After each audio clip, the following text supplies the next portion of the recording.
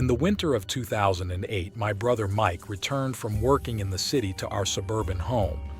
That day, my mother Elizabeth had an unprecedented outburst of temper, to the extent that she was almost unconscious, struggling even to breathe. Mike, not wanting to further upset her, left that very night without having dinner. Being young at the time, I was confused by this sudden family turmoil.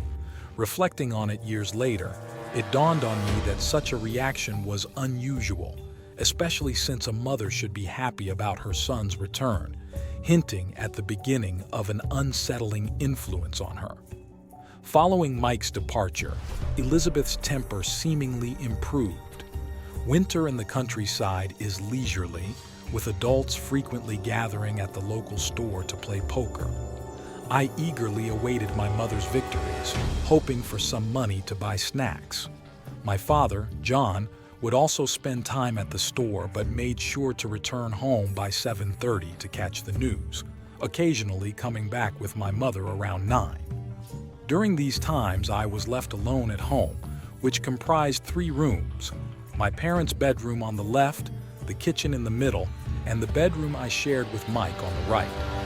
As the new year approached and my father asked Mike to return home, having previously discussed it with my mother. The night of her outburst, we tried to understand why she became so angry, but she couldn't provide a clear reason herself. Since then, we treaded lightly around her to avoid any conflicts, learning from the first serious altercation. However, our home started to manifest peculiar occurrences. At dusk, the kitchen would come alive with noises, the sound of a lid dropping, a bowl breaking, and even the chopping of meat and the sound of a pig nudging the door open. Initially, I thought it was the cat causing mischief, but finding the cat not at home made me question the source of these noises. I locked the door firmly and tried to ignore them, but they only grew louder and included even more bizarre sounds. An inexplicable chill ran through me, prompting uncontrollable shivering. After checking and finding the door still locked, I felt the presence of something unclean. Locking the door from the inside, I turned the television volume up and hid in a corner until my father came home, which somehow made me feel warmer, though I wondered if it was just my imagination playing tricks on me. I shared my experiences with my parents.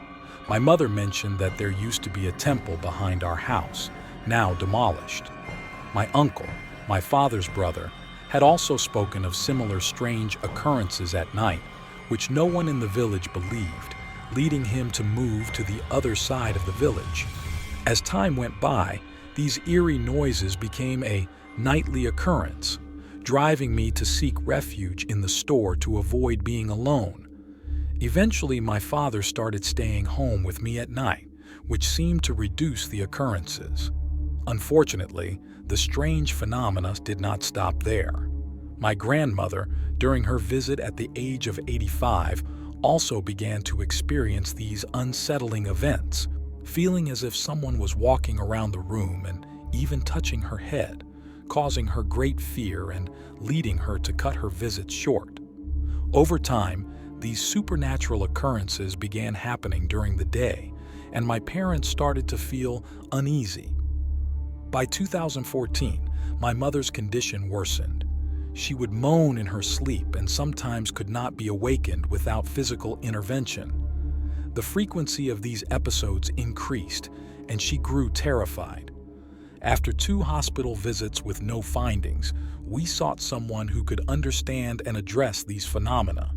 We found a person who claimed to have insights into such matters, who told us that the spirit inhabiting our home, while initially benign, had begun to cause disturbances.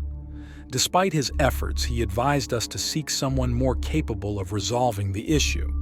Facing an uncontrollable supernatural force, we had no choice but to temporarily leave our home in search of a solution. When we learned that this force had started affecting other family members, we realized the situation was more serious than we had thought. My grandmother, nearing 95, was directly influenced by this force, which controlled her speech and movements. This helplessness and fear were overwhelming.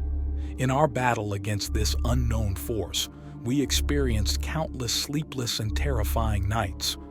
A self-proclaimed master attempted to help, but ultimately admitted defeat, warning that the force was too powerful to confront.